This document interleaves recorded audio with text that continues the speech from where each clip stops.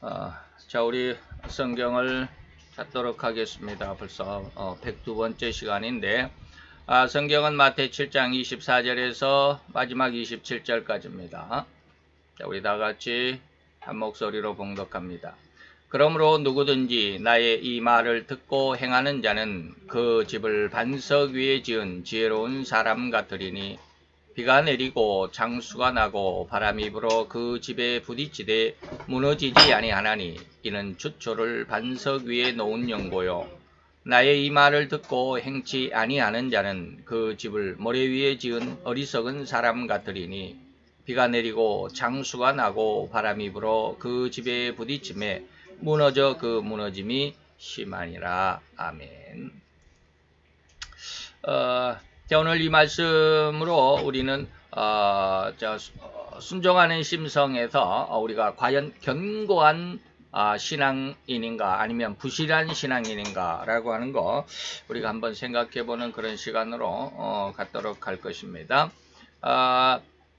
다시 말하면 이제 우리가 예수님께서 좁은 문과 넓은 문, 좁은 길과 넓은 길에 대한 그런 내용을 쭉 말씀하시면서 10가지를 말씀하셨다 그랬죠. 그 네 번째입니다. 시련이 올 때, 또한 우리가 시험을 받을 때 우리는 어떻게 이것을 이겨낼 것인가 라고 하는 것이죠.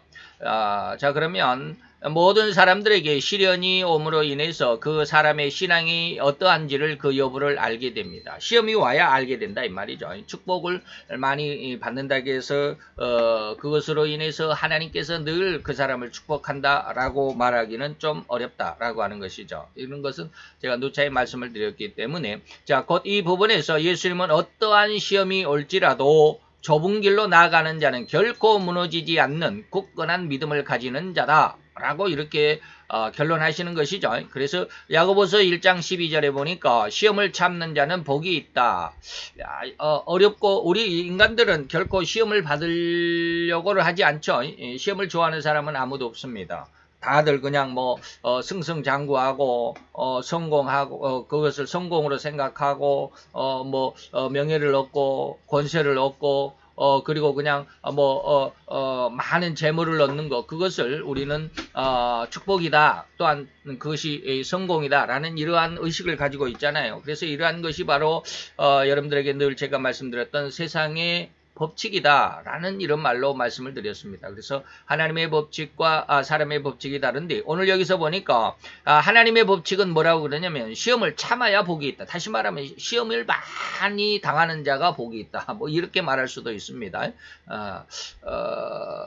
우리 예수를 믿는 사람들조차도 좀 더 많은 축복을 받으려고 하죠. 그것은 세상의 법칙이다 이 말입니다.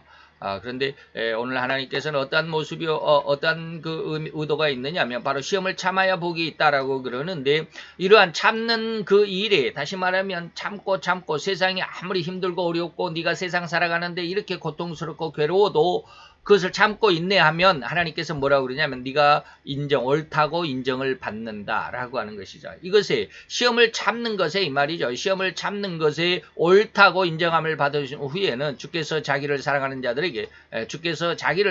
자들에게 약속하신 생명의 면류관을 주게 된다라고 하는 것이죠.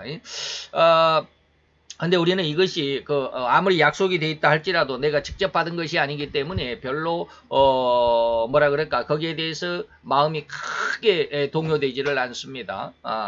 그러한 우리들의 그런 마음을 하나님께서 어떠하기를 원하셨을까? 하나님께서 훈련받기를 원했죠. 우리 마음이 변화되기를 원했습니다. 여러분들에게 늘 말씀드린 그런 내용이죠.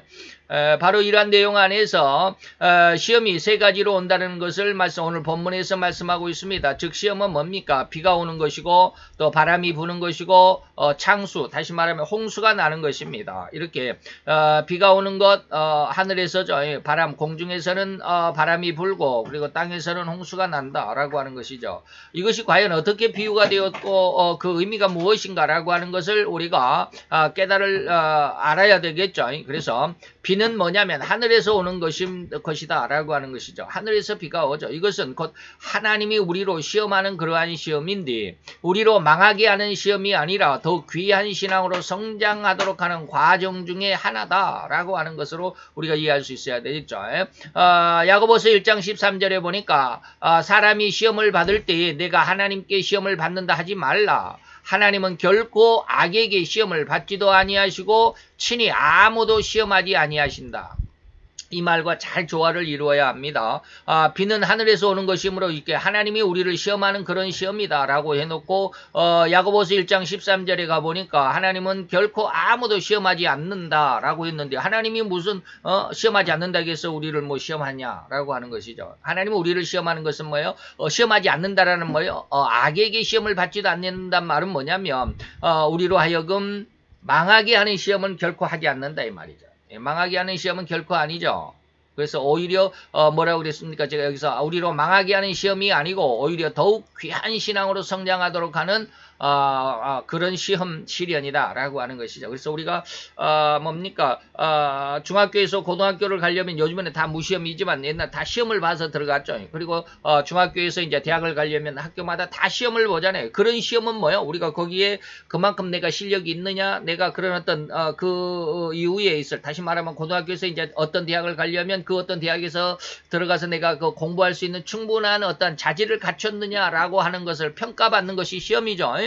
바로 이런 시험입니다. 그래서 하나님께서 우리를 시험하시는 것은 바로 그러한 우리의 능력을 평가하는 것이고 우리를 망하게 하는 시험은 아니다라고 하는 것이죠. 그래서 이것을 영어로 표현하면 하나님은 우리를 시험하실 때 이것은 테스트한다 이런 뜻이에요. 그리고 사단이 우리를 시험한다라고 했을 때 그 시험 우리를 망하게 하는 시험이거든요. 망하게 하는 시험은 뭐야? 유혹이라고 하는 말로 우리로 표현을 번역을 하는데 템테이션이라고 그러죠.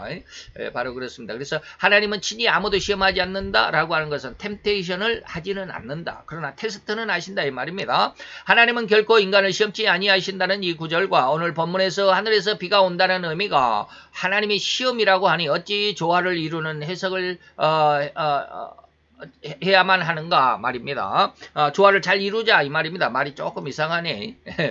창세기 22장 2절에 보니까 또한 하나님께서 테스트합니다. 누구를? 아브라함을 테스트합니다. 여호와께서 아브라함에게 가라사대 네 아들 네 사랑하는 독자 이삭을 그러죠. 이 아들을 언제 얻었습니까? 99살 때 이 말이요. 99살 때 99살 때 해가지고 임신을 해서 100살 때 얻은 아들이죠. 100살 돼가지고 겨우 아들 하나를 얻었는데 이것이 바로 너의 아들, 다시 말하면 네 사랑하는 독자 하나밖에 없는 아들 독자 이삭을 데리고 가서 모리아 땅이라고 하는 곳에 가면 큰 모리아 산이 있는데 거기 가서 한 산에 내가 지시할 테니까 그 산에 가서 그를 번제로 드려라. 아니 지금 여러분들 십계명에도 보면 뭡니까? 하나님은 사람에게 우리 인간들에게 사람을 살인하지 말라라고 했습니다. 살인하는 자는 결코 죄 없다 아니할지니 반드시 죽으리라 라고 하는 것입니다. 그래놓고 그러니까 사람을 죽이지 말라고 하신 그 여호와께서 아브라함에게 그 아들을 뭐라고 그래요? 번제로 드려라. 번제가 뭐예요? 죽여서 불에 태워서 드리는 번제가 그 불로 태워서 드리는 그러한 그 제사 의식이거든요. 그러니까 아들을 잡아가지고 불에다 태워서 하나님 앞에 제물로 드려라. 아니 그 하나님이 사람을 죽이지 말라며 죽이는 자는 결코 죄가 없을 수가 없으니까 반드시 그는 죽여야 된다며. 그렇죠? 완전히 이거 뭐 이율배반적이죠. 이런 것들을 우리가 잘 이해할 수 있어야 된다 이 말입니다. 하나님은 이 번제로 드리라라고 하는 것은 진짜 번제를 드리라고 한 것은 아닙니다. 나중에 여러분들에게 더 깊이 설명할 시간이 있겠지만 한번 봅시다. 우리는 여기서 하나님이 분명 아브라함에게 시험한 것을 볼 수 있습니다. 이것은 바로 템테이션이 아니라 뭐다? 테스트다라고 하는 겁니다. 그렇다면 하나님은 아브라함 곧 인간에게 분명 시험을 하신 것이 사실일진데 어찌 야고보서 1장 13절에서 하나님은 결코 인간을 시험하지 않는다라고 하셨던가 이 말입니다. 이 말을 이제 한번 생각해 본다. 아까 조금 전에도 말씀드렸던 내용이죠. 곧 야고보의 의미에는 결코 하나님은 인간을 멸망케 하는 시험, 곧 유혹이라고 하는 템테이션이라고 하는 시험은 하지 않는 것입니다. 아브라함에게 하신 시험은 이로 인해서 아브라함의 믿음의 조상이라는 이름을 얻게 하려는 그런 상황, 그런 이제 하나님은 이미 그것을 다 계획하셨고 아브라함에게 이 믿음의 조상이라는 이름 타이틀을 주기 위해서 이런 시험을 하셨다라는 것을 우리가 감안을 한다면 참으로 인간을 통해서 하나님의 깊은 의도를 드러내고 믿음의 진정한 의미를 전 인간 온 세계 사람들에게 전 성도들에게 드러냄으로 인해서 이런 하나님의 시험의 의도를 잘 알고 이를 견뎌낼 수 있는 신앙으로 성장하라고 하는 그러한 의미가 들려있다 이 말입니다. 그래서 이러한 시험을 잡는 자는 뭐다? 생명의 면류관을 얻는다. 곧 하나님은 성도들이 더욱 성장하는 성도들에게 성장하는 어떤 그런 과정을 이게 시험이 없으면 성장하는 어떤 과정이 없으면 쉽게 말하면 뭐 초등학교, 중학교, 고등학교 이런 어떤 과정이 없으면 안 되죠. 이 과정에서 잘 합격함으로 인해서 더욱 성장하는 추진력으로 사용하기 위한 기회로 삼으시는 시험은 하신다. 테스트는 하신다라는 것으로 말이죠. 그래서 문제의 중요성 혹은 중심은 이렇습니다. 하나님이 인간을 시험할 때 그 결말, 곧 그 시간이나 과정 혹은 마감하는 어떤 그런 날이나 시간을 알려주지 않는 데 있습니다. 우리가 뭐 군대 가면 군대는 뭐 훈련소 가면 뭐 5주다 6주다라고 하는 것이 있지만 그러니까 그런 시간을 있으니까 이거 참으면 이제 며칠만 참으면 또 군대 본부대에 이제 배속을 받아도 야 이제 며칠만 기다리면 2년 후에는 내가 제대하는 거야. 뭐 1년 반 후에는 제대하는 거야. 내가 뭐 한 달 후에 제대하는 이제 말년이야. 뭐 이런 거 어떤 기간이 딱 알려져 있잖아요. 그런데 하나님의 인간을 시험할 때 이 기간이 없어요. 기간을 알려주질 않아요. 그래서 힘들기도 하지만 그런 힘든 그런 과정 속에서 하나님은 또한 우리도 알지 못하게 우리도 또 느끼지 못하게 하는 그런 도움이 있습니다. 그게 바로 성령의 도움입니다. 그래서 인간은 그 시험을 이겨내기가 그리 쉽지만은 않다라는 것이고 그러나 시험을 당할 때 그것이 더더욱 하나님이 자기에게 하시는 시험인지 다시 말하면 자기 자신 하나님이 나에게 하시는 시험인지 아니면 사단의 시험인지 더욱이 이것이 자기의 욕심과 야망에 의한 것인지를 분별하지 못한다는 것이 바로 또한 중요한 쟁점이죠. 그러니까 하나님이 나는 여호와인데 내가 너를 지금부터 이러이러한 시험을 할 거야. 그런데 이 시험 기간은 뭐 한 달이 될 거야. 아니면 뭐 일주일이 될 거야. 뭐 이렇게 딱 규정하고 온다면 너무 쉽죠. 근데 내가 어려움을 당할 때, 고통을 당할 때 야, 이것이 내가 지금 잘못해서 그 죄에 대한 어떤 대가인가? 아니면 하나님이 나를 일부러 이렇게 시험하시는 건가? 이걸 구별을 못해요. 그래서 욥의 시험에 대해서 제가 자꾸 이야기하는 것은 뭡니까? 욥은 하나님 앞에 결코 잘못한 것이 없었어요. 그 신앙이 올바랐습니다. 의롭고 정말로 뭐라 그럴까? 뭐라고 성경에는 이렇게 의로운 자, 하나님의 말씀을 순전히 지키는 자, 순전하고 의로운 자다라고 이렇게 자랑할 수 있을 정도였는데 잘못이 없었죠. 그런데 그 당하는 고난 때문에 친구들은 네가 이 고난을 당해서 네 신앙이 하나님 앞에 뭔가 잘못됐어. 신학적인 모습으로 보니까 이렇게 잘못됐어. 뭐 신앙적인 모습으로 보니까 이렇게 잘못됐어. 우리 조상들 오른쪽으로 갔는데 너는 왜 왼쪽으로 가는 거야? 뭐 이렇게 자꾸 이야기를 하니까 그것은 시험의 정확한 어떤 의도, 다시 말하면 하나님의 뜻을 분별하지 못했던 것이죠. 다 나름대로는 옳았지만 세상적인 어떤 학문적으로 세상적인 어떤 신앙적인 모습으로 그래서 유대인들도 장로의 그 유전, 장로의 어떤 규칙들을 쫙 정해가지고 이것을 지켜야 하나님 앞에 정말 훌륭한 신앙이다라고 했지만 예수님은 오셔서 뭐요? 그건 필요 없어. 너희들이 장로의 유전을 지키지만 하나님의 법은 안 지키잖아. 막 이렇게 하나님이 책망하신 것도 여러분들이 이해할 수 있어야 됩니다. 인간은 그걸 잘 분별을 못해요. 그런데 이것이 자꾸 시험을 받고 또 하나님의 말씀 안에서 성경 공부를 하다 보고 기도를 하다 보면 이것이 하나님의 시험이구나라고 하는 것을 느낄 수가 있습니다. 그리고 어떤 모습에서는 이건 사단이 나에게 주는 어려움이구나라고 하는 것을 분별할 수가 있게 된다라는 것이죠. 이렇게까지 성장할 수 있어야 되는 바로 그러한 곳으로 분별할 수 있는 신앙으로까지 성장할 수 있도록 하나님이 계속해서 우리를 시험하신다 이 말입니다. 그래서 시험을 당했을 적에 더욱 사려 깊은 지혜와 지식으로 이 시험의 내용을 파악하기 위한 깊은 노력이 필요하다. 하나님은 계속해서 그것을 하신다 이 말입니다. 우리 생각으로는 그냥 이렇게 하나님께서 이건 사단의 시험이 이렇게 진행이 될 거야. 너는 이렇게 피해야 돼. 그래야 이러이러한 결과가 와. 이렇게 딱 하나님께서 우리 알려주면 너무 쉽겠죠. 그것은 바로 쉽게 말하면 그건 컨닝입니다. 자, 미국에서 시험 보면서 우리나라에서 인터넷으로 시험 답안을 다 엄마 아빠가 알려주고 그래가지고 장학금 타고 그러면 누가 공부를 못합니까? 그죠? 누가 대학 뭐 시험 돈만 있으면 그냥 실력은 없어도 엄마 아빠 실력으로 다 대학을 졸업하고 명예를 갖고 막 그럴 수 있잖아요. 그런 것은 시험이 아니에요. 그런 건 시험이 아니야. 오픈북이니까 뭐 다 할 수 있지. 물론 저도 그래요. 저도 인터넷 사이버 대학을 하다 보면 전부 오픈북이에요. 그러니까 공부를 안 해요. 저도. 그러나 그것은 실력으로 잘하지 않습니다. 자, 두 번째로 갑시다. 바람은 뭡니까? 공중에서부터 오는 것이죠.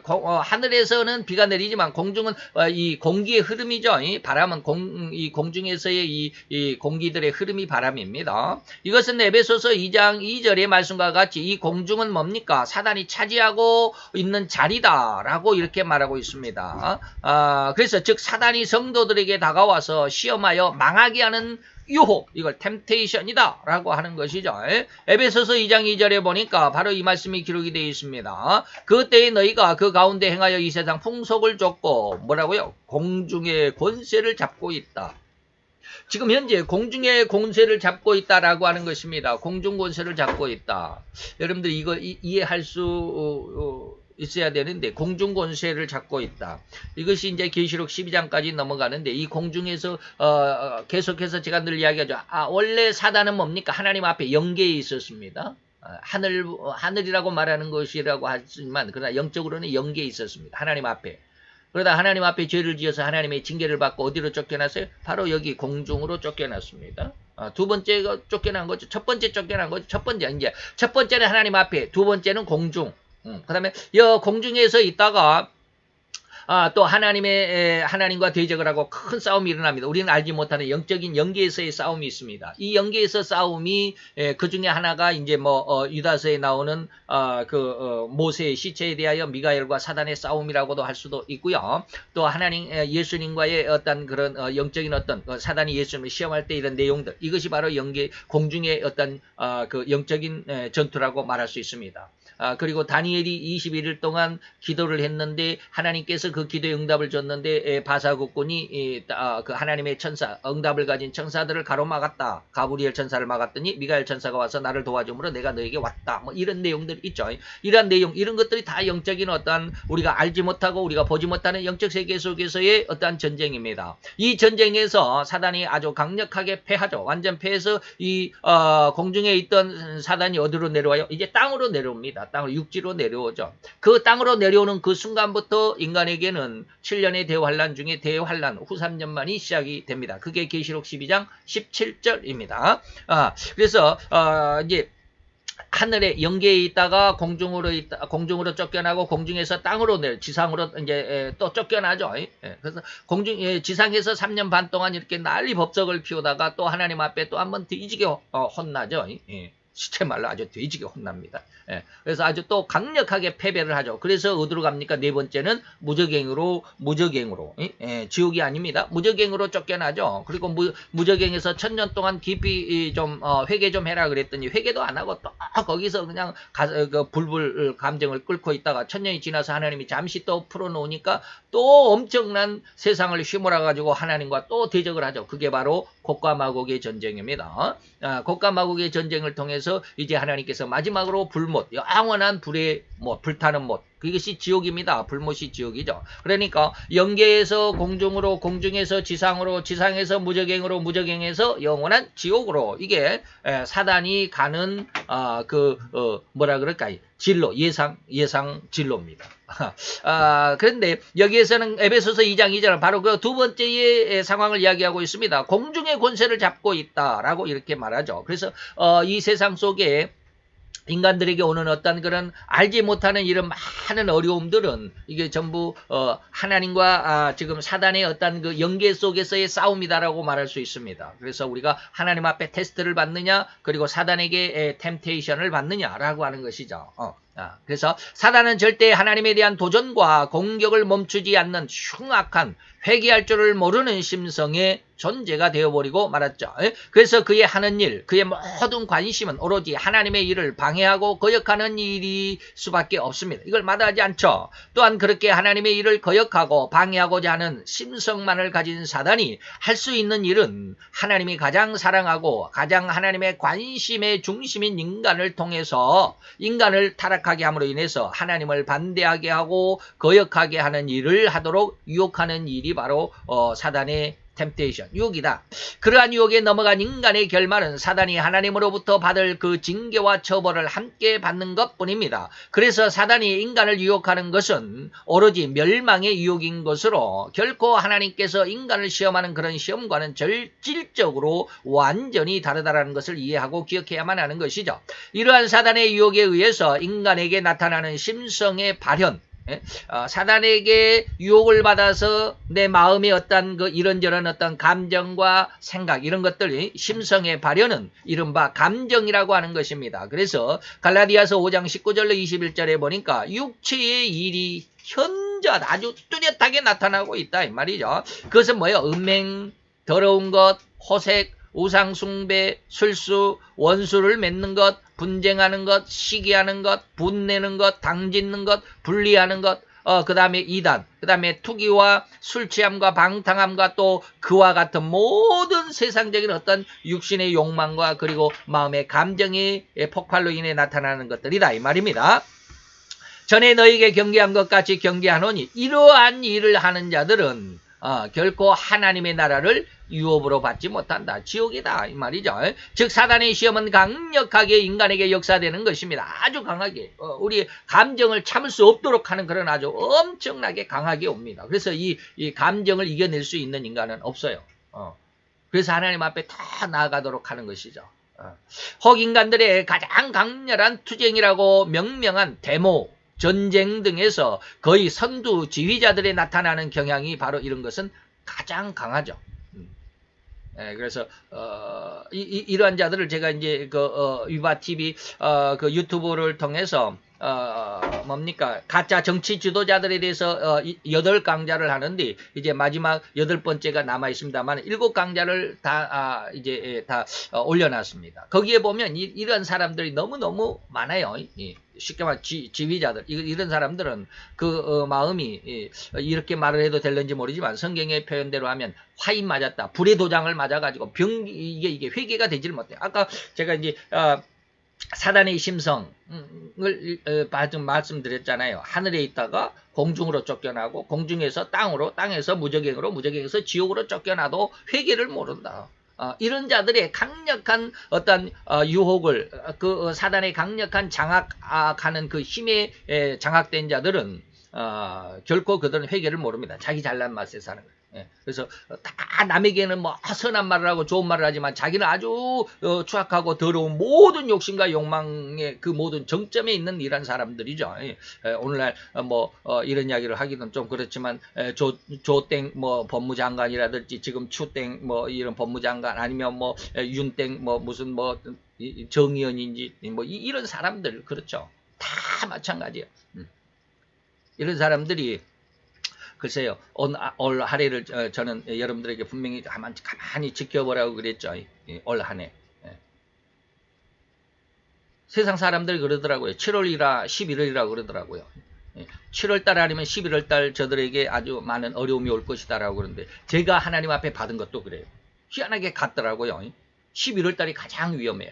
11월달. 근데 11월보다 땡기면 7월이 되는 겁니다. 근데 7월이 아니면 11월이나 12월이 가장 어려울 것이다라는 그런 생각, 그런 어떤 제 나름대로 하나님의 주신 것에 대한 해석이 그랬어요. 이게 11월인데, 이것이 하나님 앞에 땡겨지면 7월이구나.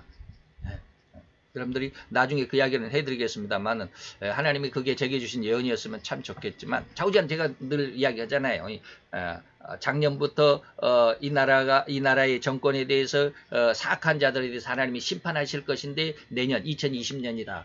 그런데 그것을 생각할 때 4월 10일 총선이 아닐까라고 했는데 다른 사람들도 다 총선이라고 그러니까 이게 그럼 예언이 아닐 것이다라고 하고 하나님 앞에 기도했더니 이런 내용들이 왔다. 이거 말씀드렸죠. 그럼 모든 내용들은 여러분들이 제 설교 속에 한번 다 찾아보시면 나옵니다. 지금은 말씀드리지 않겠습니다.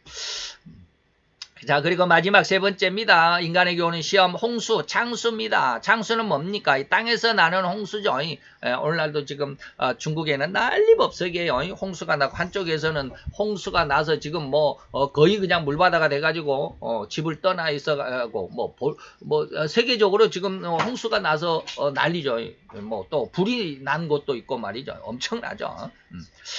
이런 홍수라고 할 수 있는 것이고 홍수나 자연재해, 불 이런 것들입니다. 불은 이제 마지막 시대 좌우정 그런 것까지 다 이야기하면 좀 복잡하네. 좌우정 여기서 말하는 홍수이기 때문에 이거 세상에서 나는 창수는 뭐냐면 자기 욕심입니다. 자기 자신들의 욕심. 또한 야망으로 말미암아 오는 시험거리들이 바로 이 홍수로 비유되어 있습니다. 글쎄 좌우정 그렇습니다. 인간에게 오는 거의 모든 시험은 자신의 욕심과 야망에서 오는 것이 대부분입니다.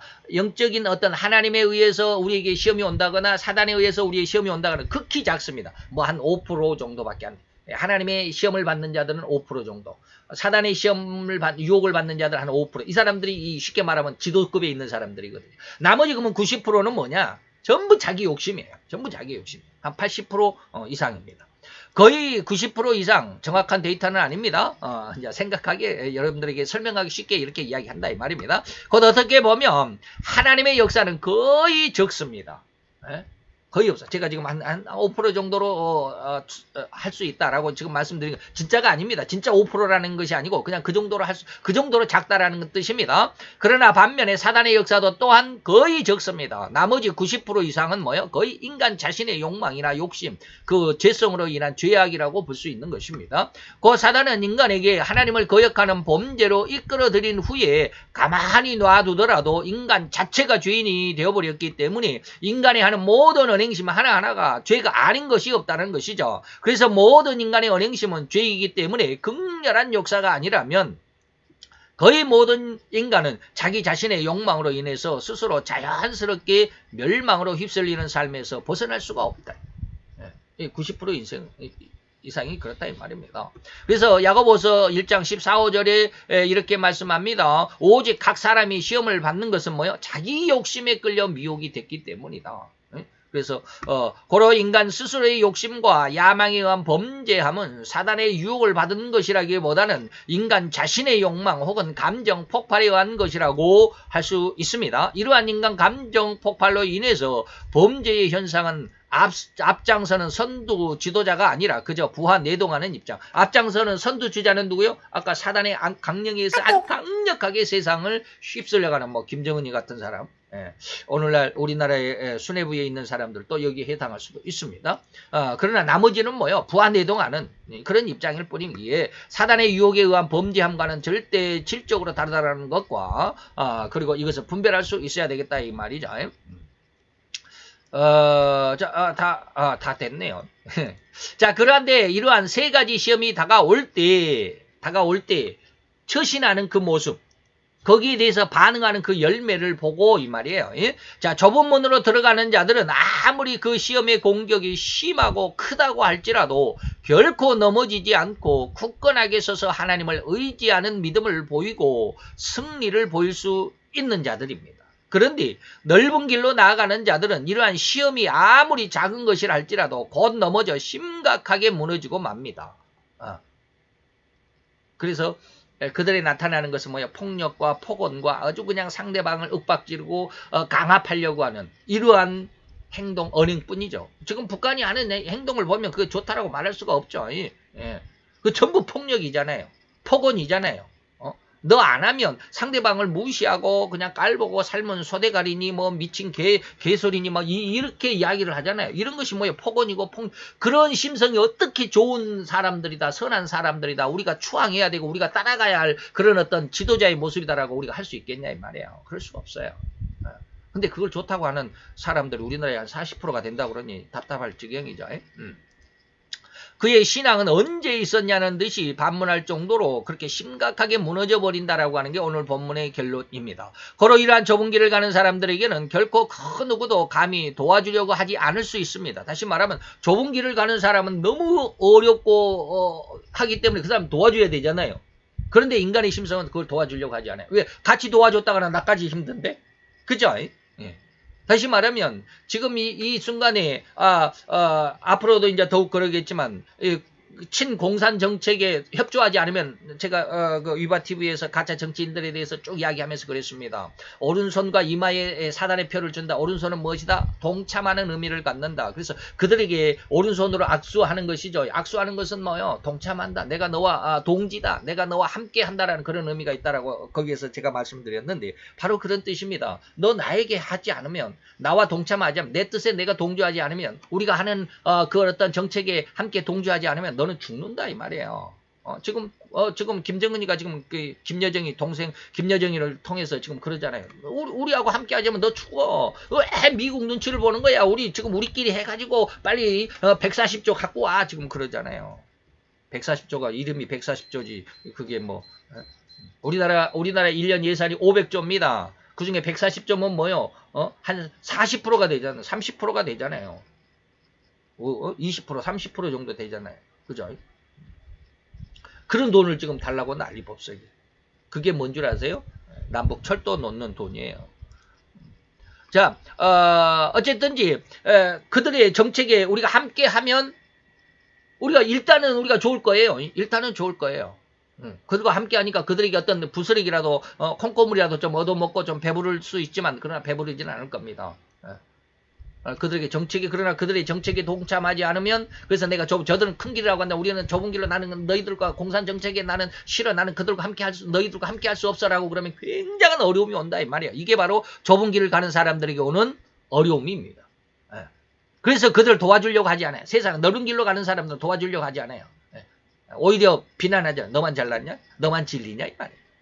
왜냐하면 세상은 이미 사단의 유혹 아래서 수많은 거짓자들을 앞세우고 인간의 영광과 존귀함으로 성공했다고 자랑을 삼고 있기 때문에 진정한 신앙을 가진 자들이라면 그런 어떤 그들의 영광에 동참할 수가 없어요. 그죠? 그렇기 때문에 세상은 저들 편이기 때문에 우리는 저들과 함께하지 않기 때문에 그들이 우리를 시험하고 어렵게 하고 고통을 준다. 그래서 예수님께서 너희가 세상에 시험당하는 것은 너희가 나에게 선택을 받았기 때문에 나의 택함을 받았기 때문이야. 라고 말씀하시잖아요. 마치 엘리야와 미가의 선지자들처럼 말입니다. 그러니 세상의 사람들은 자기들의 마음에 들지 않는다고 그렇게 외면을 하고 만다라는 것이죠. 이것이 바로 참 길을 가는 좁은 길을 가는 사람들의 어려움이에요. 이것을 먼저 잘 알고 있어야 돼요. 이걸 알고 있지 않으면 그냥 수없이 넘어지고 자빠지고 아니면 낭떠러지로 떨어져 버리는 안타까움이 있을 수밖에 없어요. 넘어지고 쓰러지더라도 이 좁은 길에서 끝까지 이 길을 벗어나지 않아야 된다 이 말이죠. 그래서 참 진리를 가진 하나님의 자녀들은 외톨이가 될 수밖에 없다라는 것이고 그럼에도 불구하고 계속해서 그 진리의 길에서 벗어나지 않는 고집 이것이 바로 하나님의 진리에 서 있는 진정한 신앙이다 라고 하는 것입니다. 자, 오늘 하나님의 귀한 은혜 안에서 잘 성장할 수 있는 믿음이 되겠노라고 결심하는 귀한 신앙이 되시기를 바랍니다. 기도합시다. 할렐루야. 주님, 오늘도 여호와의 은혜와 은총을 감사드리나이다. 주의 영광 앞에 있는 귀한 은혜의 시간 안에서 오늘 우리가 하나님께서 우리에게 허락하신 모든 말씀 중에 그 의미와 뜻을 다시 한번 상고하고 생각해 보기를 원하였나이다. 이 시간도 주님께서 주신 이 말씀에 귀한 그 의미를 깨닫고 그 안에서 진정 우리의 마음의 결심을 그리고 우리의 믿음을 한층 더 성장시키는 은혜의 시간으로 삼고 그 안에서 열매를 얻었으면 좋겠나이다. 우리의 신앙이 우리의 결심이 오늘 하나님께서 원하는 그 신앙의 열매 안에 풍성할 수 있도록 하나님께서 도우시고 인도하시고 역사해 주옵소서. 예수 그리스도의 이름으로 감사와 기도드렸사옵나이다. 아멘.